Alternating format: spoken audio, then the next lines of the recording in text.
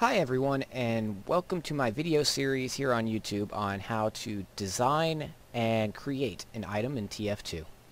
The item I will be creating will be a weapon, so I can show you more about how to use bones, jiggle bones, and how to use various vertex groups in Blender. Before I get started, I'd like to tell you about which tools I'll be using to get all of this done. The first thing I will say is I am using a monoprice tablet. It's a 10 and a 6.25 inch drawing tablet that I've gotten for about $50 on the internet.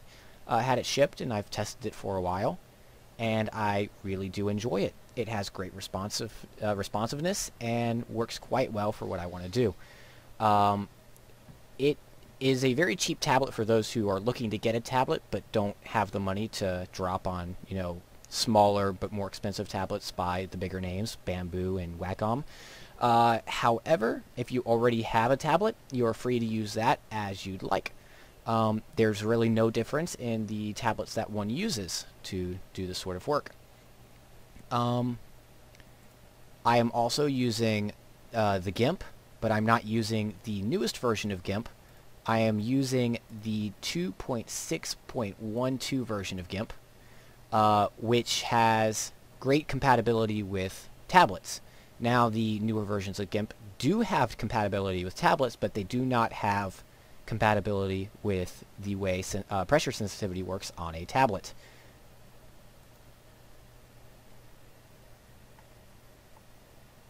As you can see, it can register various sensitivities on the tablet, so the newer versions of GIMP do not have that. It works quite well for what I want to be doing today. Lastly, I'm using Fraps to record all of this. So with that, I can move right along. Now, like I said, I'm going to be designing a new model for the flare gun. When you start designing a concept for a weapon, you need to do a lot of thought about how you want to create it. It's not very good practice to create an item without having a sort of theme to go with it. I've seen a lot of hats and weapons that come out that generally are very good models, but they don't match the theme of TF2, and for a lot of them, they don't have any pre-existing concepts to go off of. There's a lot of jar-based weapons that I've seen for the Pyro that contain oil, and it would be a throwable weapon similar to the Mad Milk. However, the Pyro has no history of being able to use a weapon like that, and from what it seems like, Valve has no intention of including a weapon like that, not to mention the fact that there are several models out in the community already created for that purpose. So when you think about creating a weapon, make sure that you have an idea of what you want to get into the game, and think about what Valve will actually accept. I haven't created any weapons that are a particularly poor item quality when it comes to what would be accepted. I did create a couple items I'm not very proud of, the mortar combat being the most primary one on this one. However, it is an item that would be accepted in TF2 based off of its style, not necessarily its quality. So be wary of that. In this case, I will be working on an item that the concept was actually sent to me by a friend, Fun with Knives, who I met on the Steam user forums, who had a lot of great ideas but had no ability to model them. So I talked to him, and he said that I would be able to use his ideas as necessary. So this is one that really caught my eye. It's a flare gun model, or a flare gun concept really, based off of a cactus. The barrel itself will be made out of a cactus, whereas the rest of it will be wooden. It'll have the same properties as most of the flare guns, the bend in the center, where you input the flare into the barrel. It'll have the trigger, it'll have the hammer, and a very basic handle.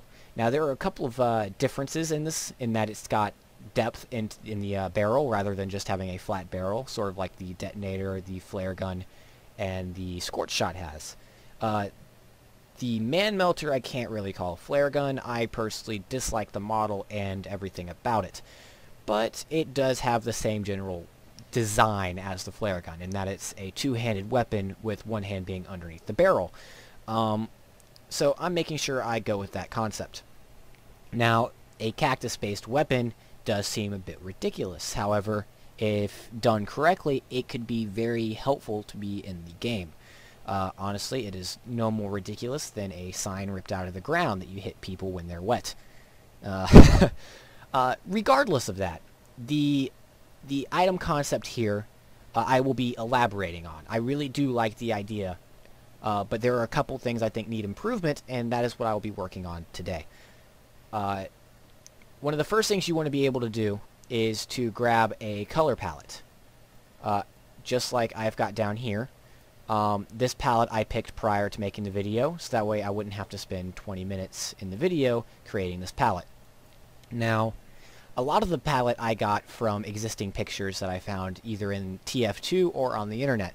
The top row are from cacti that I found in the internet. It's from the texture for the cactus that you can find on like Hoodoo or other desert-themed maps. Those are the 5 basic colors I found on the cactus, each one of them doing a different thing with the way the texture is presented. The next two, the red and the blue, are going to be the color of the flower I will include on the model. The flower is going to be jiggle-boned, which is extremely nice. And those are the color. The red color is the color I found of a flower on the torch cactus, which is a very nice cactus and has a very nice flower design. The blue I have on there, I actually created by altering the red value to be the blue value and vice versa. So it has the same green value, but the red and blue values are switched, which makes for a very nice blue. The next two colors are the innards of the flower. Again, I did the same thing. I picked the color from the cactus flower I found on the internet for the third color, and for this blue here, I simply did the same thing I did to get this blue, which is altered the red and blue values, that way they are opposite of what they were. This last green color and this brown color, the green color I am using as the center of the flower, and this brown color is going to be the color of the wood that I'm going to start as a base. One of the nice things about base colors is that you can use burn and dodge in order to lighten and darken the color, and I will be using that in order to make sure the color looks appropriate for a wood-colored handle. With that, I can start making a shape for the flare gun here. Okay, I'm not the best artist in the world, so what you see might not be what you'd expect from a good design. But one of the first things I'm going to be doing is I'm going to be decreasing the opacity of the flare gun, so I would be able to see more of what the colors look like, while still being able to see a sort of outline of the flare gun. I'm not going to be making it exactly the same size or the same look of the flare gun, but having it as a base is very nice because it allows me to keep the cactus flare gun with the same general shape as the pre-existing one. Makes it so that way when I'm modeling it on the design, I have less to worry about when it comes to making sure it doesn't clip with the pyro's hands. So I'll be locking that. Let's lock this. And now I'm able to start making a sort of outline or a drawing for the flare gun. So I like starting off with making an outline, honestly. It allows me to get a decent shape for what I want. But when you're doing such a thing, you need to make sure you know what you want the shape of the flare gun to be. Honestly, I'm not going to be, creating it along the same outline here, because that would mimic the shape of the flare gun too much. Even the detonator, which is supposed to look like a broken flare gun, has this extra spot here, and the barrel is flat, like so, versus having this sort of lip. Now, the scorch shot is extremely cylindrical in the barrel, and I don't really like having something that flat. However, with a cactus, and again, I'm not the best artist here, I'm going to have kind of a hard time getting exactly how I want it to look. So I guess the first thing I can start off with is kind of making where the extrusions on the cactus are going to be. Because, as you know, the spines come out on certain areas and kind of create it, make it sort of spiky. So that's the outer, the inner, and another outer. Right there. Again, I'm not the best artist here, so I'm sorry if it looks kind of poor. When I get to modeling, I get a lot happier with the way it's supposed to look. So I'm going to make the cactus barrel look sort of like this. It's just general outline right now. I can go back and add some greater details later. I hate straight lines here. Trying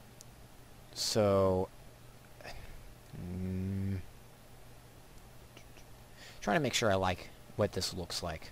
I'm going to have to deal with it for now because this is a tutorial video. I can't spend an hour trying to make this look perfect. So let's get this ready here. Again, I want to sort of make a unique shape for the flare gun.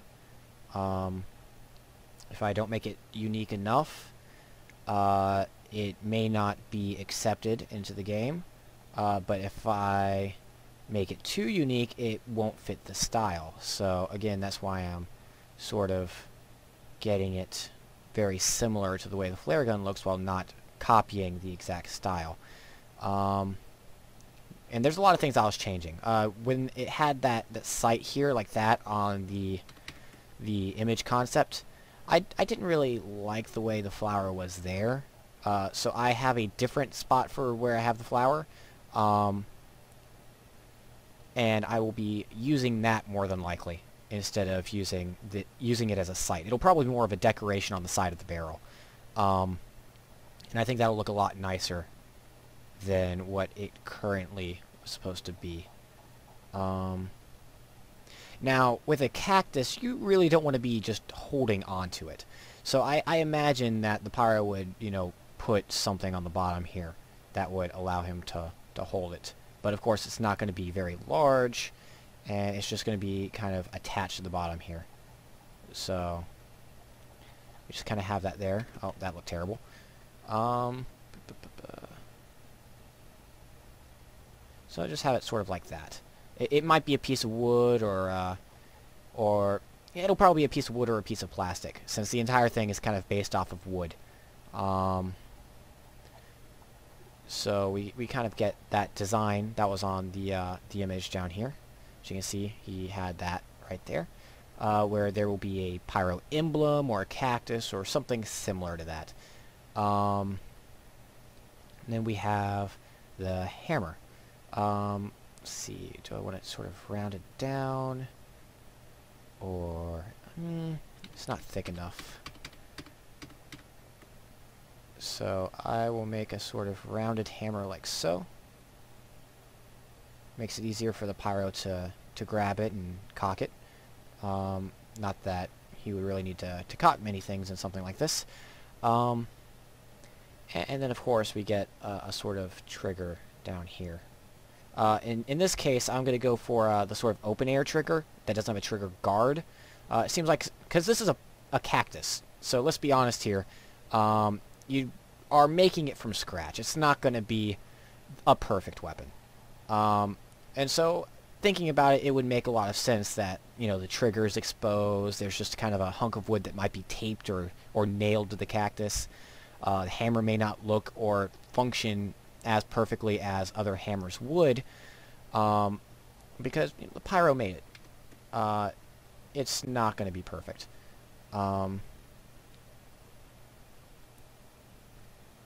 So we kind of get this inner barrel here. Obviously, the inside is going to have a hole in it, but I don't have the drawing capacity to be able to do that. I wish I did, but I'm just not that good at drawing, as you can plainly see. Luckily, though, we seem to be pretty well off at the moment. Kind of erase that there. So we got a good design going on now. You want to kind of draw it like this, kind of getting a decent look out of it, editing certain parts that you don't like, going back and making sure that you kind of round things off where it needs to be rounded, square things off where it needs to be squared, trying to get it to look presentable.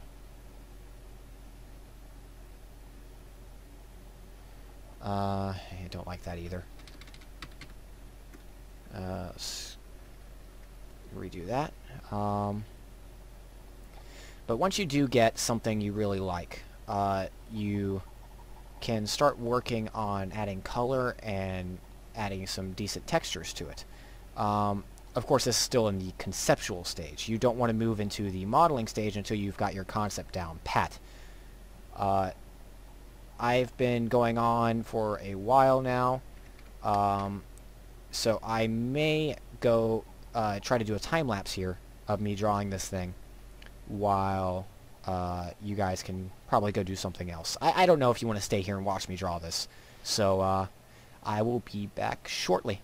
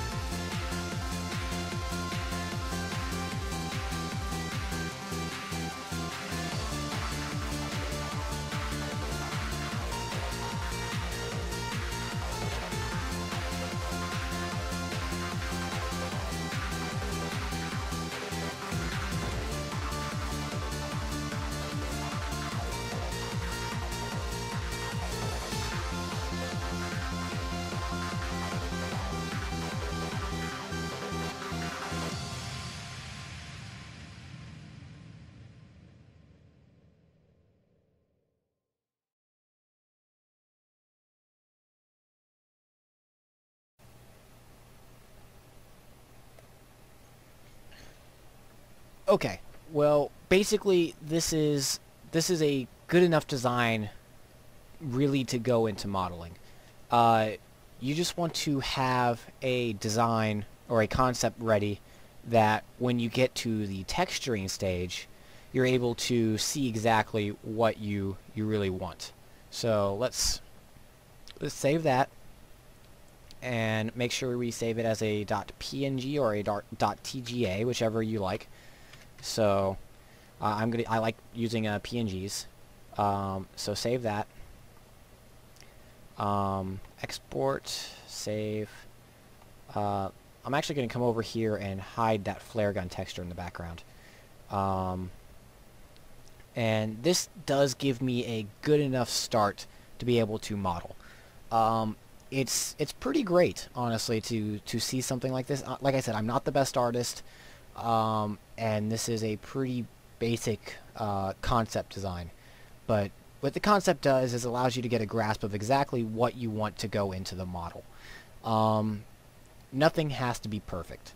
So just make sure that everything you want is in your concept. And remember, if something in your concept you don't like, wait until you start modeling it, and some things will change when you're modeling. It happens a lot with me, where I'll have something I had in my concept, and I will just kind of feel uneasy until I start modeling it, and then, you know, my model tends to deviate pretty far from my concept. Not extremely far, but enough to where, like, maybe these wraps here disappear in the model, or, you know, as you saw, I actually added it. I left that picture, but in the picture, these weren't there.